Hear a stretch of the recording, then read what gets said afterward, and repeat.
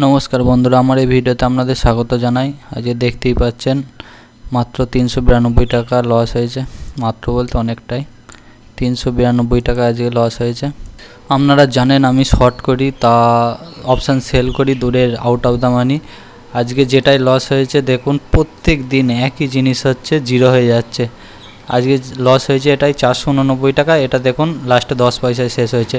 চলুন আপনারা দেখে নিন যে এটা ক টাকায় আমি শর্ট করেছিলাম, আমার স্টপ লসকে তারপরে জিরো হলো। দেখলে আপনারা বুঝতে পারবেন। এ দেখুন এটা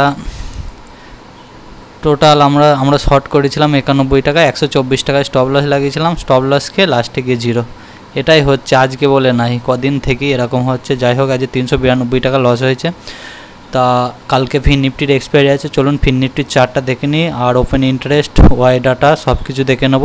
ভিডিওটি লাস্ট পর্যন্ত দেখবেন আর অবশ্যই চ্যানেলটিকে সাবস্ক্রাইব করবেন। চলুন দেরি না করে দেখে নেওয়া যাক। এটা ফিন নিফটির 15 মিনিটের চার্ট, আপনারা দেখতেই পাচ্ছেন।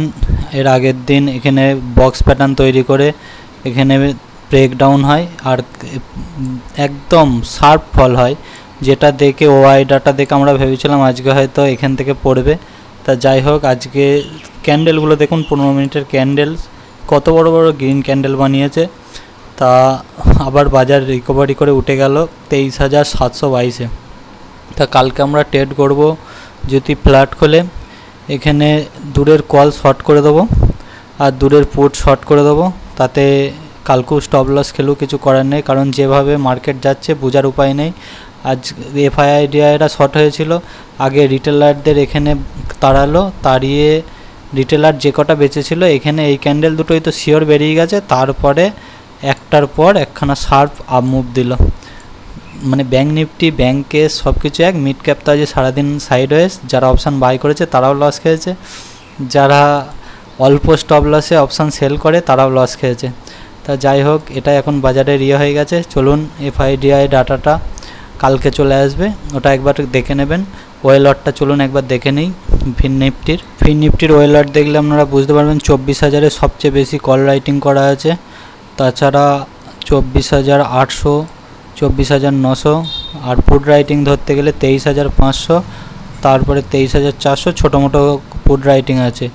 তা কালকে যদি বাজার ফ্ল্যাট খুলে যদি আপসাইডে মারে, আমাদের একদম টার্গেট থাকবে 24,000 হাইয়েস্ট, আর এদিকে নিচেই 23,500। কালকে 23,500 থেকে 24,000-এর মধ্যেই বাজার হয়তো ঘোরাফেরা করবে।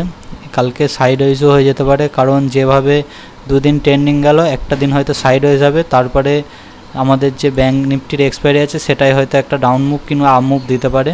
তা যাই হোক চলুন ম্যাক্স পেন আর পিসিআরটা দেখে নিই।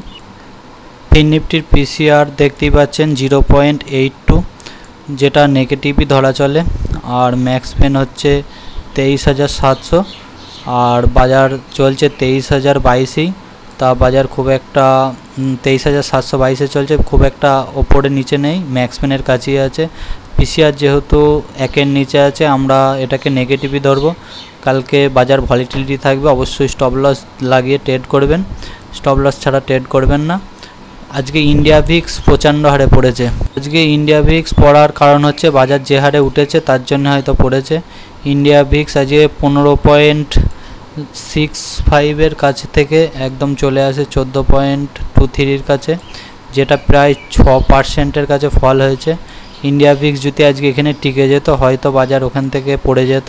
তা যাই হোক কালকে ইন্ডিয়া ভিক্সের দিকেও একটু নজর রাখবেন। ইন্ডিয়া ভিক্স যদি আবার 15-এর কাছে চলে যায় বাজার অবশ্যই পড়বে, আর যদি 14-এর নিচেই থেকে যায়, কালকে যদি এর থেকেও নিচে থাকে তাহলে জানবেন যে বাজার ওঠার সম্ভাবনা বেশি। তা অবশ্যই ভিডিওটি ভালো লাগলে লাইক করবেন। চলুন গ্লোবাল মার্কেটটা একটু দেখে নিই। গ্লোবাল মার্কেট ধরতে গেলে ফিক্সডই আছে, মানে মিক্সড ধরতে গেলে মিক্সড আছে, ফিক্সড নাই। তা গিভ নিফটি 0.11, ডাউ ফিউচার 0.70, প্রায় 282 আপ আছে, এগুলো আগের দিনের। তা যাই হোক দেখতে গেলে আমাদের এশিয়া মার্কেটে বেশি পড়ে আছে, জাপান, হংকং অনেকটাই পড়ে আছে। ওদিকে ফ্রান্স, তারপরে জার্মানি, এগুলো সব উঠেই আছে। সে মিক্সড ডাটা, সেরকম কিছুই নেই ধরতে গেলে। কালকে সাইড ওয়েজই যেতে পারে, কালকে দেখে শুনে ট্রেড করবেন, আর অবশ্যই স্টপ লস লাগিয়ে ট্রেড করবেন। আর চ্যানেলটিকে অবশ্যই সাবস্ক্রাইব করবেন।